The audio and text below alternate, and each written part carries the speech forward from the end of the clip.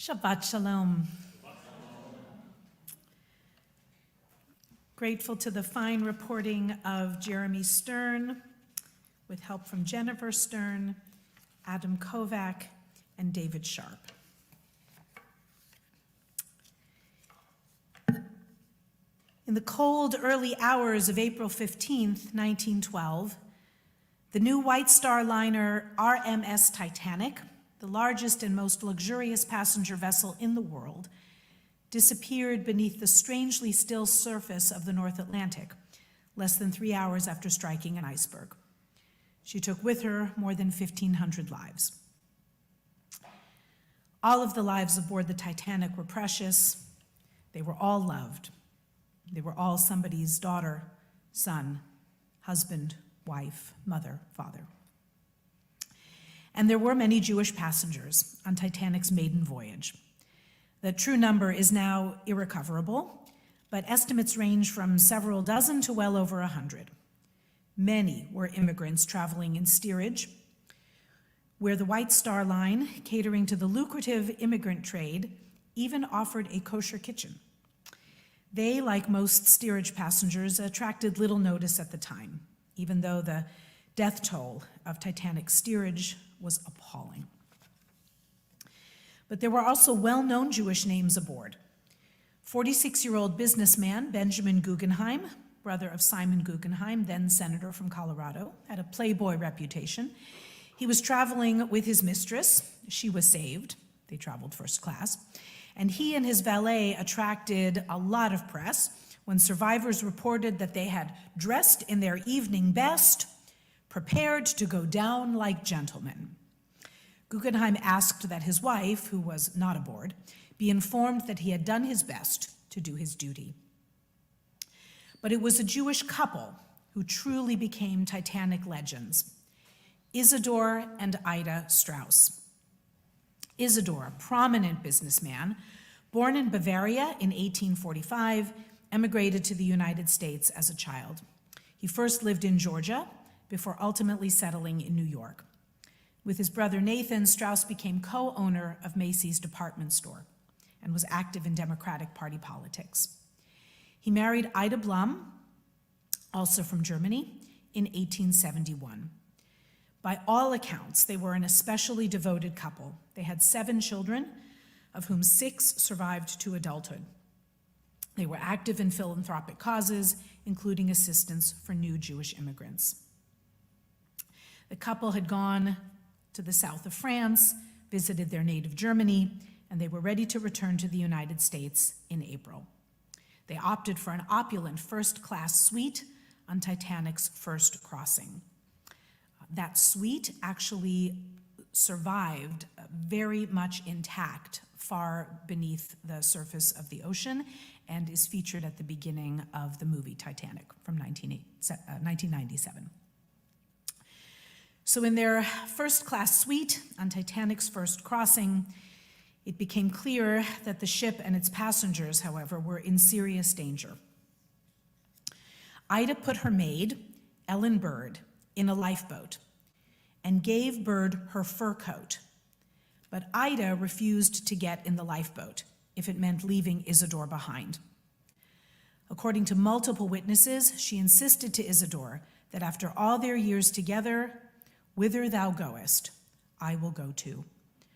Other passengers suggested that the officers would not object to an elderly gentleman like Strauss joining his wife in a boat, but actually that was probably not correct. Isidore dismissed the idea. He would not accept special treatment before other men. Isidore, Ida, and Isidore's valet, John Farthing, all perished in the disaster. Isidore's body was recovered during the later search for remains and was buried that May in the Bronx. Ida's body was never found.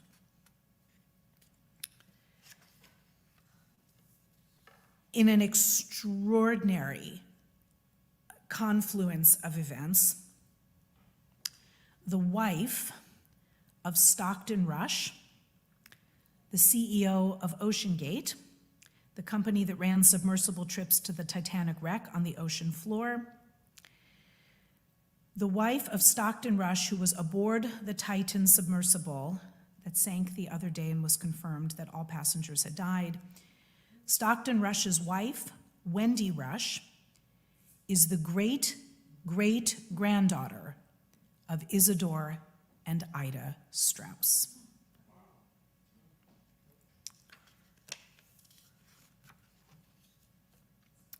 The Strausses' fates were dramatized in the blockbuster movie Titanic. The couple were shown hugging in their stateroom as it filled with water, but accounts of their last moments say that they were last seen on deck holding hands before a wave swept them both into the sea. Their fate was immortalized in more than one Yiddish song, including the song called Churban Titanic, the Titanic disaster. Its subtitle was The Watery Grave, which included the lyrics, "Man, you are no match for the cold ocean's power. It is a wet and deep grave. Shed tears for all the lives lost, and for her noble courage, all should honor and remember the name of Ida Strauss." A Manhattan Park at Broadway and 106th Street was renamed for the couple. Isidore and Ida's daughter, Minnie, married Dr. Richard Weil, and their son, Richard Weil Jr., later ran Macy's New York. His son, Richard Weil III, is Wendy Rush's father. Condolences to Wendy on the loss of her husband. Family maintained ties to the Jewish community. Their level of observance or involvement is not relevant. Question came up a couple of mornings ago, why the fate of the 5 passengers on the Titan submersible was garnering so much worldwide media attention. While on June 14th, just a few days ago, a fishing trawler overloaded with people escaping poverty, disorder, and conflict capsized off the coast of Greece after launching from Libya a few days earlier. As many as 500 people, many women and children among them, are presumed certainly dead. This has been an extraordinary week, and all I could think of for an overarching theme for this Torah portion and these events relates to our horror and fascination with the abyss.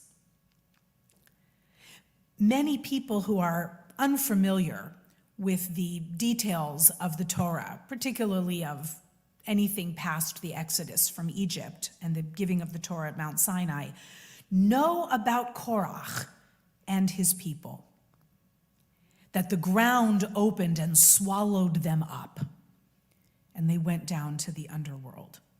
Now, not for 1 millisecond am I suggesting that the reason Korach and his followers go down to the underworld is anything to do with the terrible losses at sea this week and last week. Nothing, of course.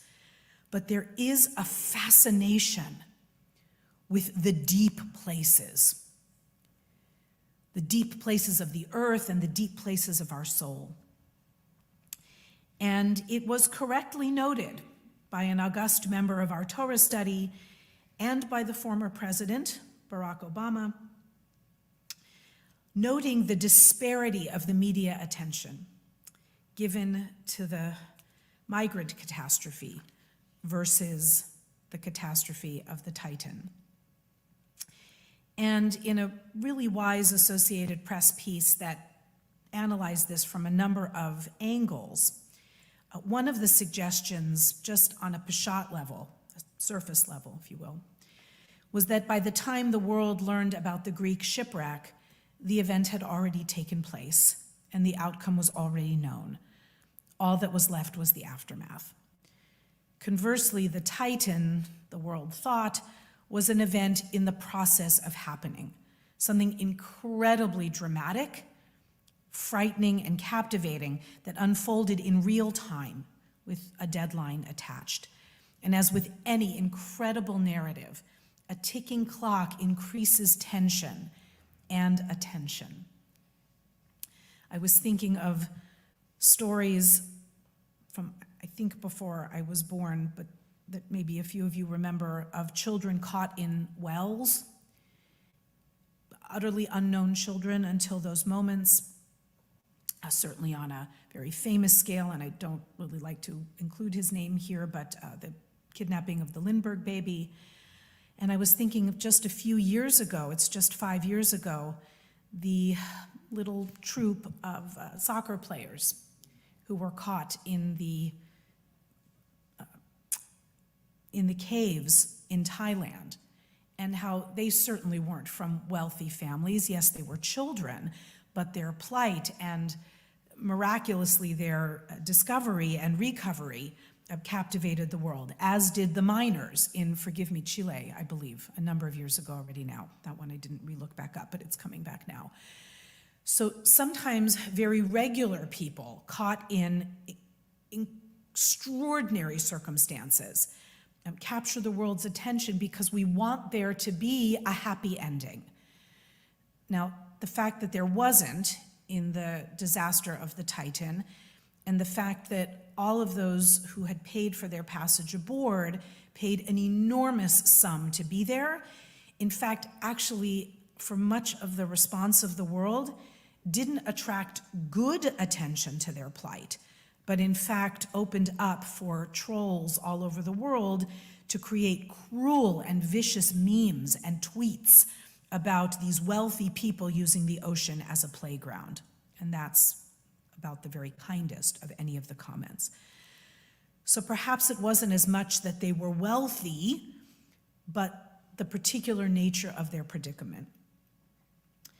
And on top of it, the terrible irony that here is another shipwreck right next to arguably the most famous shipwreck of our time. There are still a few people who remember the Titanic, just a few, but it's so immortalized in lore and in the imagination of people who are Titanic buffs and go to museums and study that catastrophe because there's still so much that's unknown about it. So I think we can cut ourselves a little bit of rope if we were captivated by that underwater unfolding disaster. There's something so dramatic, so cinematic about it. And the thought that there might yet be a resolution, that they might yet be found, that's captivating. And it ended in tragedy. And it's just as much a tragedy as the lives of the people whose names we will never know, who perished in the Mediterranean, as thousands and thousands have there on our borders, in waters all around the world where people make desperate escapes. From wherever they came, they're willing to take the risk, and so much of the time they don't make it. All human life is precious. Korach was so wrong in so many ways, but he plants a seed of truth when he says, "Are we all not holy?" Let these tragedies, heartbreaking as they are, be yet another reminder of how all life is sacred. All moments are precious. May we live up to the great values of our Torah and be so grateful for the blessings of each and every day. Shabbat Shalom.